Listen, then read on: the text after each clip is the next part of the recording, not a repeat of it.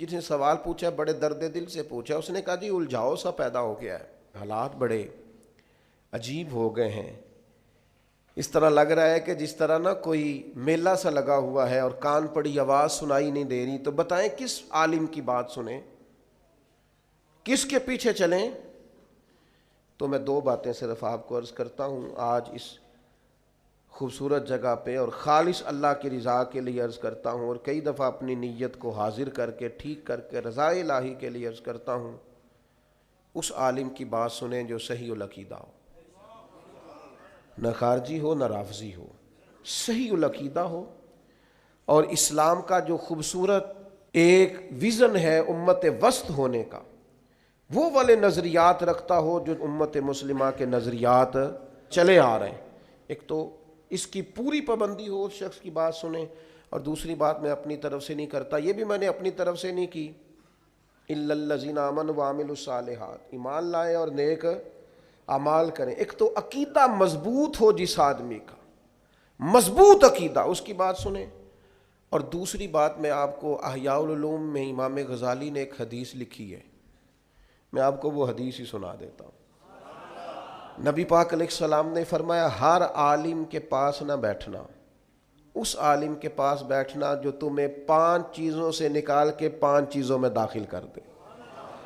یا رسول اللہ صلی اللہ تعالیٰ علیہ وسلم کون کون سی؟ تو حضور نے فرمایا اس عالم کے پاس بیٹھنا جو تمہیں شک سے نکال کے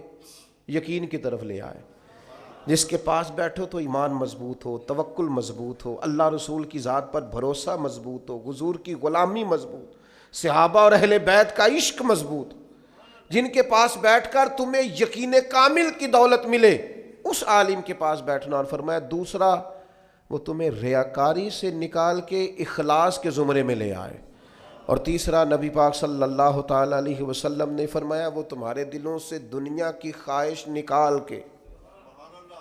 اور تمہارے دل میں تمہارے رب جو تمہیں آخرت میں چیزیں دینے والا ہے اس کی محبت تمہارے دلوں میں پیدا کر دے، وہ تمہیں نکال دے۔ یعنی وہی ہے تیرے زمانے کا امام برحق جو تجھے حاضر و موجود سے بیزار کرے،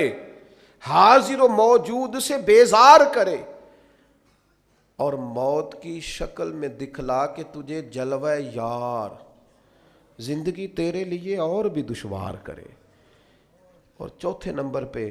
نبی پاک علیہ السلام نے فرمایا اس شخص کے، اس عالم کے پاس بیٹھو جو تمہیں تکبر سے نکال کے عاجزی کی طرف لے جائے۔ اور پانچواں اللہ کے محبوب علیہ الصلوۃ والسلام نے فرمایا اس عالم کے پاس بیٹھو جو تمہیں دشمنی سے نکالے اور خیر خواہی کی طرف لے جائے، جس کے پاس بیٹھنے سے عداوتیں نہ بڑھیں بلکہ تمہارے دل میں خیر خواہی کا جذبہ۔ یہ 5 چیزیں خود رسول کریم نے بیان فرمائی۔